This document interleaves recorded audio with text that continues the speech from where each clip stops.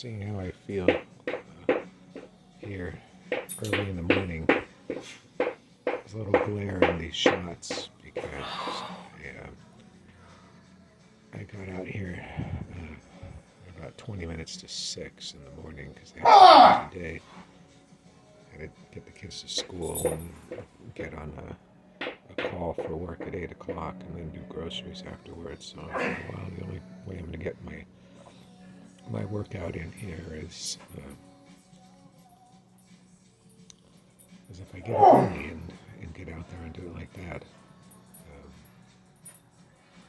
So I got up, had a few dates, and headed out to the garage. Went up to 150 pounds on my squats here. I got 6 reps plus 1 as a rest pause. That 6th rep, I could feel I wasn't gonna be able to get a 7th rep out, so I took a few breaths and then I was able to grind out a 7th rep. Right there, as you can see, even taking a few seconds rest, I barely made it up, and then tried to control it on the way down.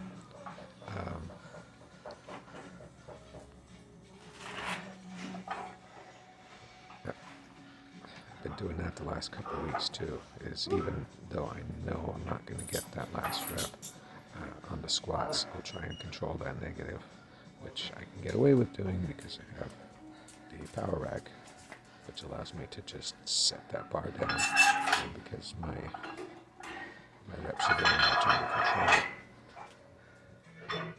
I don't feel like there's really any danger in me doing it.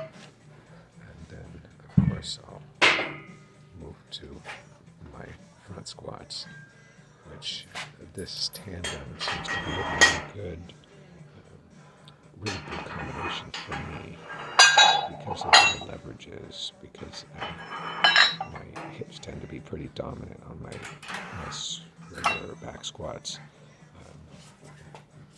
The front squats really help to hit the quads. And some people say, well, why don't you do the front squats first, pre-exhaust the quads? In Mike Mentzer's workout, what he calls his ideal workout in his book, High Intensity Training the Mike Mentzer Way, that's written by John Little, he actually recommends doing a superset of leg press or leg extensions with leg presses.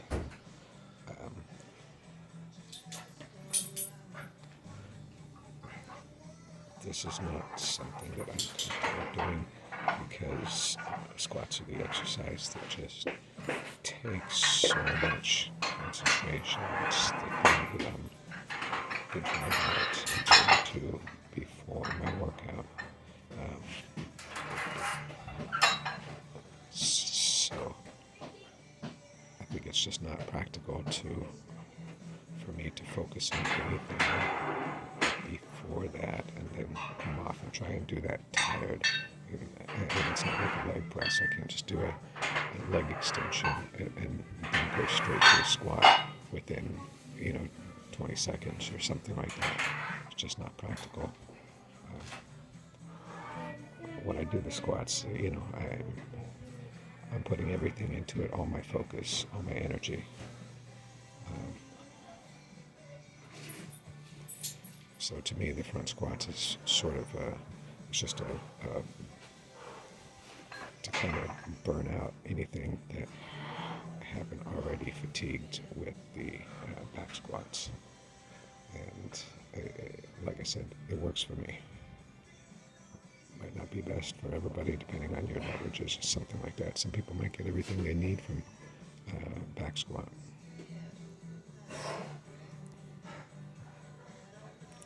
Also the back squats, if I'm barely hitting parallel, the front squats take care of that too. And I do really feel it in the vastus medialis area when I'm doing the front squats.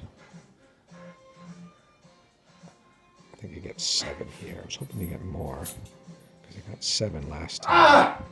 And I thought, well, maybe if I didn't, because I didn't go as high on reps, even though I went up in weight, I only got 6 plus 1 reps.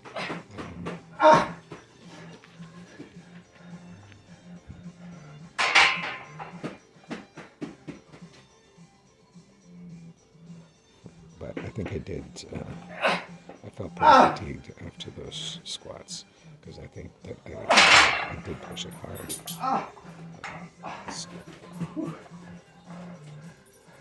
So I was really feeling it in the quads. So I'll consider that a job well done.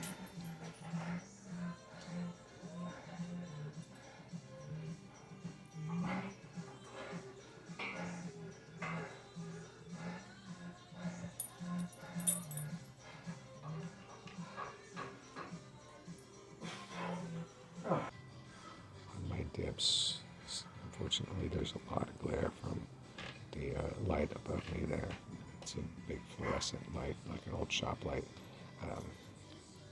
And I felt pretty good. I think my reps were decent, good control, and I managed to get 6 with body weight before I put the bands on. So I was pretty happy about that. I got 5 last week and 4 the week before. I'm just grinding out that 6 rep.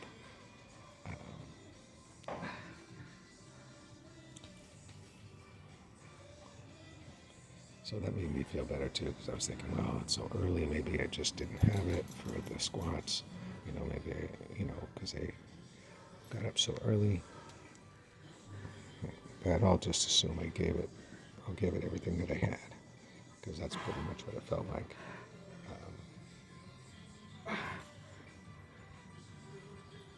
And I felt like I really did on the dips too. Well, all my exercises here, my Yates rows that come after that as well. Here I am grinding out that last rep. I think it was a 4th rep on the dips with the purple band, and then I'll go and do my variation with my foot on the bar, kind of using my legs to help myself up. So the way I'm doing it, I'm using my legs. Mostly, I'm trying not to use my legs much at all, and it's really just the fact that they're resting on there, so making it lighter, because I'm not really having to push up the weight of my legs. But if I want to get an extra rep or 2 that I wouldn't be able to do, then I push a little bit with my legs, but I'm trying to be very stingy with the amount of help I give myself, so that every rep pretty much feels like the last rep. And you can see the way I'm grinding it out there on the dips.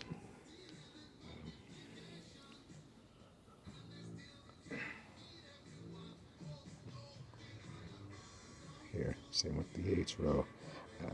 Lately I've been trying to focus on, number one,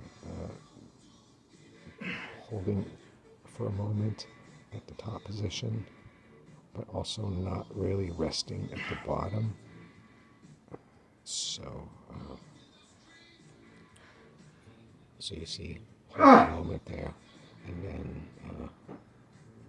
then as soon as my arms are getting to the point where they're going to straighten out at the bottom, then I'm immediately pulling back for the next rep.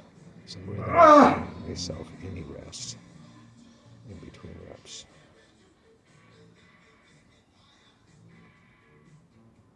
And